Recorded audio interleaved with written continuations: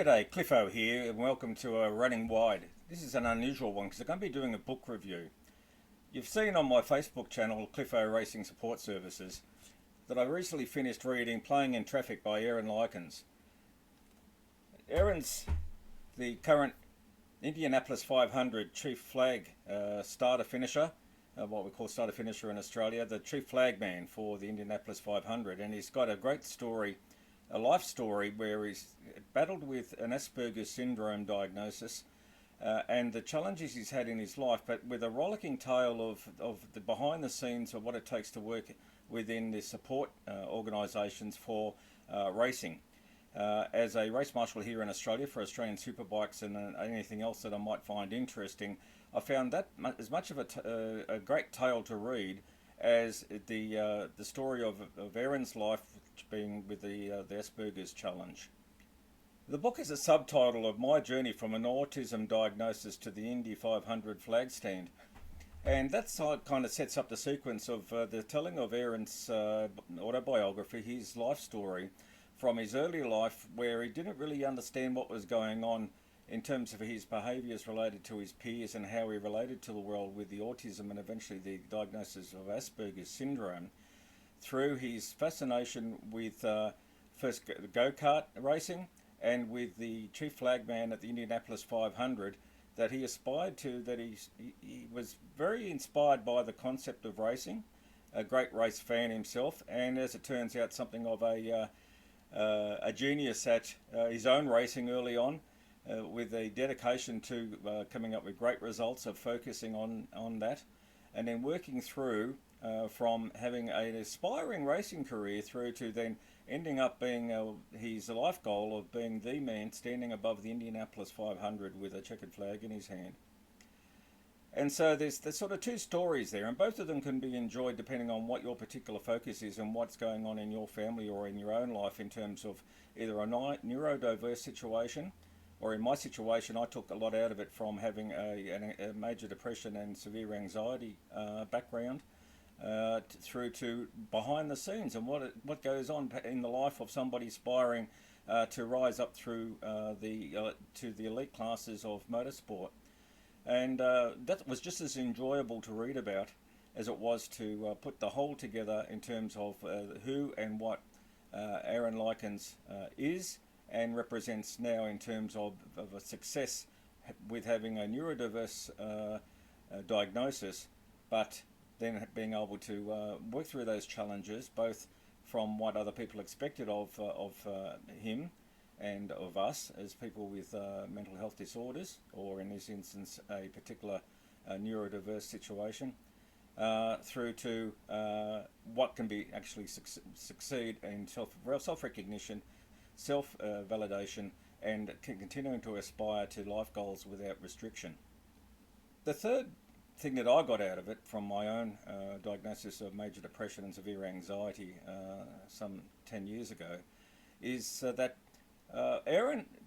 reflects upon those points of his life and situations where challenges were in front of him, and he was able to recognize those and learn from them. Self-validation, the ability to be able to self-check his behaviors and realize what was going on and then learn from them,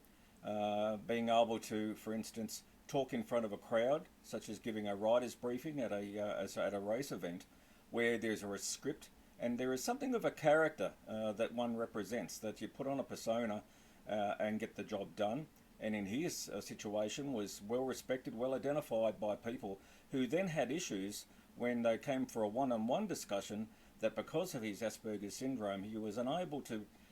initially at least, though by the sounds of it he's certainly doing much better now, being able to have a reasonable discussion, being able to pick up on social cues, being able to pick up on context cues within a discussion, and be able to lead a normal one-on-one chat with anybody. And that's something that I've certainly learnt through the cognitive behaviour therapy based treatment that I underwent, in being able to set that third person to watch over what was going on in my own emotional life, in my own situations in terms of responding to challenging situations where panic attacks, heightened anxiety and the aftermath of her depression came on, with being able to recognize what was happening in myself, and then being able to recognize cues, triggers, and responses, and then being able to put them into the correct context, that things weren't quite as catastrophic as one is felt if one has a challenging situation. In being able to recognize that this is how I respond to situations now, and this is how I can best react to them. And for a while it was separation, it was removing myself from a situation so as not to further endanger my own mental health, or indeed have a response which might be read inappropriately by others, that might give cause offence when no offence was meant, that it was simply a reaction that was at that time elicited by my emotional state. But over time, as Aaron represents in his book quite positively, for anybody who has a Asperger's or a autism spectrum diagnosis, life context, or indeed in the wider mental health community with anxiety and depression. So, pretty deep stuff. But if I go back to the very start of it, it's a great book in terms of a person who has some self-challenges, recognised those, and yet succeeded to the very top of his particular field of interest. And but look, it's one of those things where if you can turn your career, your hobby into a career, then really you've got life sorted. And I think in Aaron's case,